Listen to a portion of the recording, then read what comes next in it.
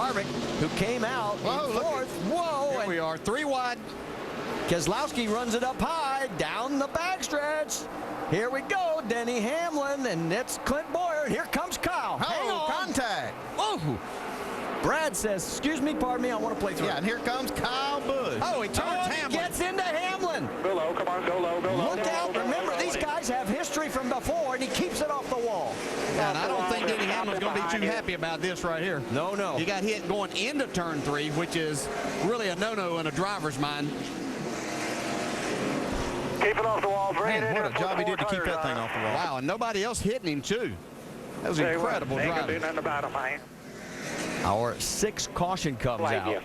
He has a flat left front tire, looks like. So does Bliss. Bliss has a flat left rear. This is huge. Remember, Bliss, he is in the top 10 running right now, and in the 5th spot as of this moment, but that could change dramatically as he will have to make a stop here.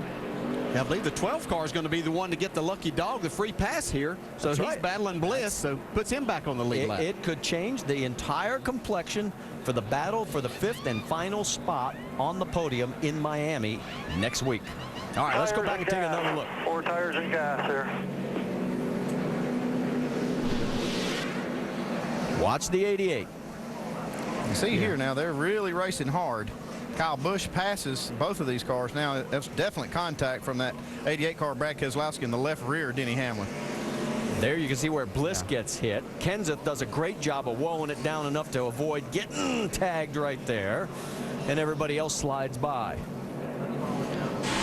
On board. This all started more here. See, okay, there's some contact, too. Right there. That's what knocked Denny Hamlin up the racetrack. And then Brad sticks his nose back in here again. Definite contact there. Yellow, yellow. I think you're right. I don't think he's going to be happy about it. Nope, not at all. Take another look from this angle. Well, there's just nowhere to go right there. I'm sorry, there's one thing to be aggressive driving, but when you don't have anywhere that you're going to go, there's no room to stick your nose in there. You don't just turn a guy. Remember we said this started. Okay, so there's what Brad's mad about a little bit. And now we know the rest of the story. This is where we saw the 3 wide where they were coming down.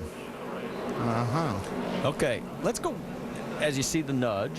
And then here comes the second one, and it sounded from the onboard. Just to make sure he gets the message right here. Yeah, he didn't leave up on the throttle. And there goes Kyle Busch sneaking through.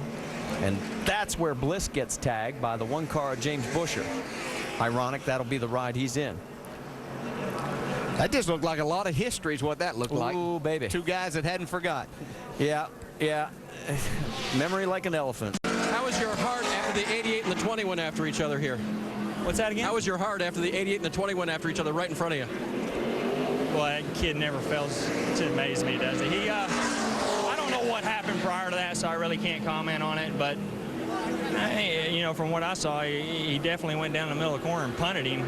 But what happened back here, I don't know. But it's still, every week he wrecks somebody, and NASCAR's not going to do anything about it. And unfortunately, I'm afraid he's going to get hurt because somebody's going to get angry and do it at a higher speed racetrack. And we don't want to see that.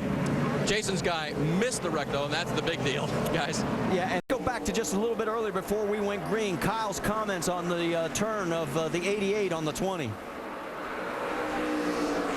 Jeff, you go make sure NASCAR does something about that. You may be only 4'5", but dude, the 88 just flat out dumped the 20. He tried to get into turn 3 and missed, so he throttled up and drove into him at the center of the corner.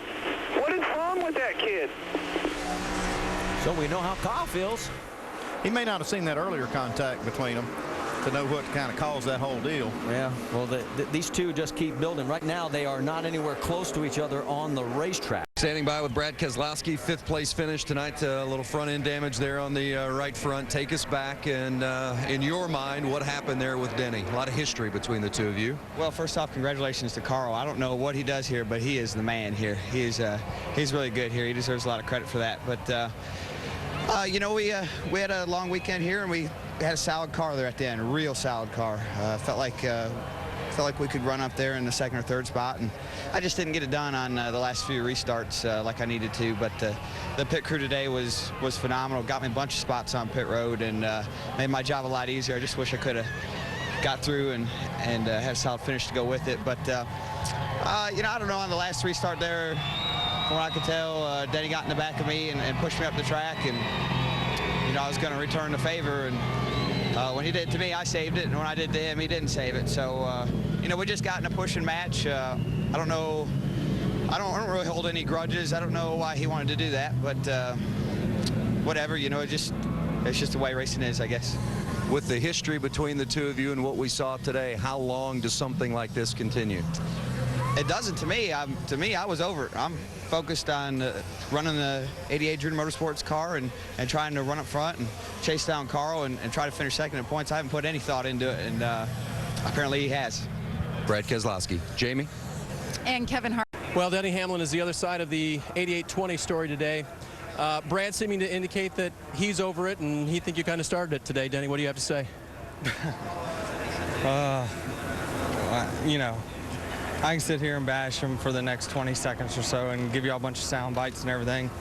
But I'm just happy I signed up for next week's nationwide race. And, you know, in turn, you know, there's a lot of guys that owe him. There's a lot of guys that have a lot of chips that they're going to cash in. I'm just going to be the first of the pay window. You think that NASCAR needs to get involved with Brad now at this point? No, I'll take care of him. It's no biggie. I got him. All right, Denny Hamlin, obvious where he stands, guys. Don't miss it, 4 o'clock Eastern time next week. I'll be there. Yeah, he has basically said, I'm coming after you. There